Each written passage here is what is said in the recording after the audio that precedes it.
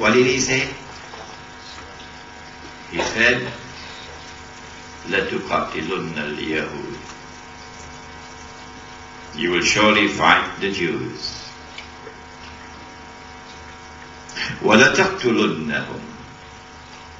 And you will surely kill them, meaning you will be successful in that fight. Who spoke these words? Not me. Muhammad alayhi salatu wasalam. And we should have the freedom, the religious freedom, to quote from the Qur'an and to quote from the Prophet alayhi salatu wasalam. If we do not have that freedom, then tell us so. You will surely fight the Jews, and you will surely kill them. حَتَّى يَقُولُ الْحَجَرُ. At that time he said, the stones will speak.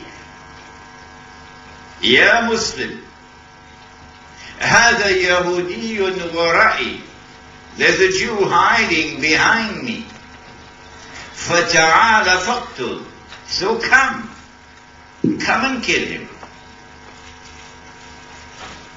I quoted this hadith at the State University of New York in Stony Brook about a month and a half ago. The Jews were there in my audience. They were rather uncomfortable with it. I quoted this hadith at the New York Institute of Technology. The dean of the university, an American woman, an old woman, was. And I quoted this hadith, that at the end of the lecture she commented, she says, this man knows the Torah better than we do, but that hadith, I can't take it.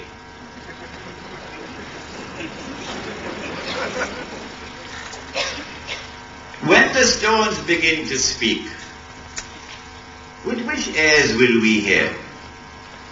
With these ears? Huh? Would this be the first time that the stones would speak? No.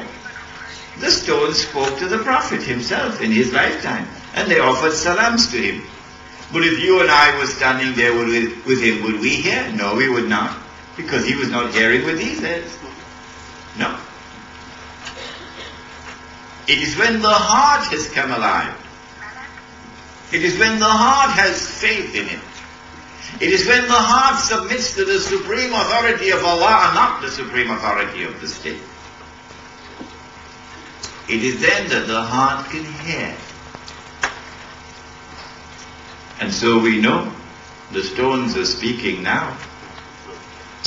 This prophecy of Muhammad alayhi salatu wasalam is being fulfilled now. The stones are speaking in the Holy Land. But the Egyptian government can't hear it.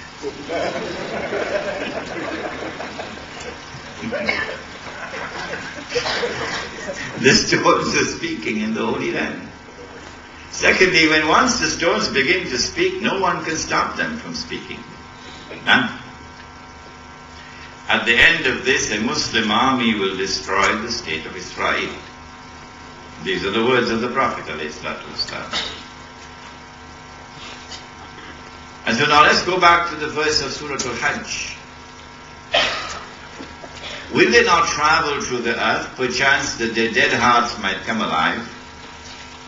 And so with their hearts which have come alive, they'll now be able to understand what the intellect could not understand, what rationality could not understand, what external observation could not deliver. And so with their hearts which have come alive, they'll now be able to hear what otherwise they could not hear. فَإِنَّهَا لَا تَعْمَى الْأَبْصَارِ. Truly, it's not these eyes which are blind. وَلَكِنْ تَعْمَى الْقُلُوبُ الَّتِي فِي الصُّدُورِ. What is blind is the heart which is inside the chest. This is Islamic spirituality. It has unfortunately been given a new term, coined by someone, sometime, somewhere. The term which was coined was tasawwuf. I wish it had never been coined. My life would have been easier. My task would have been easier. Because tasawwuf and al-ihsan mean the same thing. And if Allah has delivered this word to us, al-ihsan, it is with this term that we should have stayed. He speaks of it in the Qur'an. وَالَّذِينَ جَاهَدُوا فِينَا, and those who strive and struggle, fina, in us to reach me, لَنَهْدِيَنَّهُمْ سُبُلَنَا, we will guide them to the ways and to the paths through which they can reach Allah.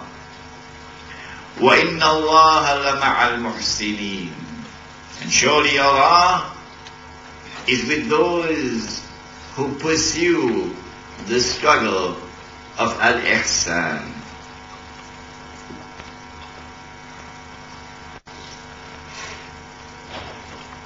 And so, the definition now of al-ihsan, that you should worship Allah as though you're seeing Him.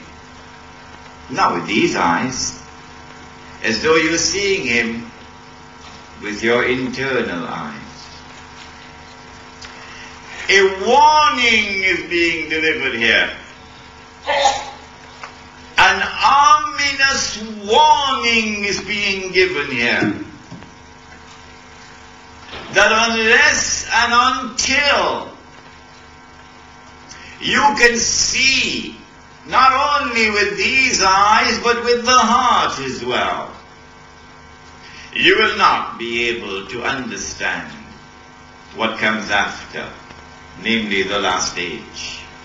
You will not be able to understand and to recognize the attack of Dajjal. What does Allah say about the people who are internally blind? Nice beard, mashallah. He performs his salat regularly, mashallah. He's faithful to his wife. He doesn't go out in any dirty things, mashallah. But internally blind, what does Allah say of such a person? He says in Surah Al-A'raf, وَلَقَدْ ذَرَأْنَا لِجَهَنَّمَ كَثِيرًا مِنَ الْجِنِّ وَالْإِنسِ. Huge numbers are now condemned to the hellfire. They will not survive the awesome challenges of the last age. No, they'll fail. Why are they condemned to the hellfire? What did they do?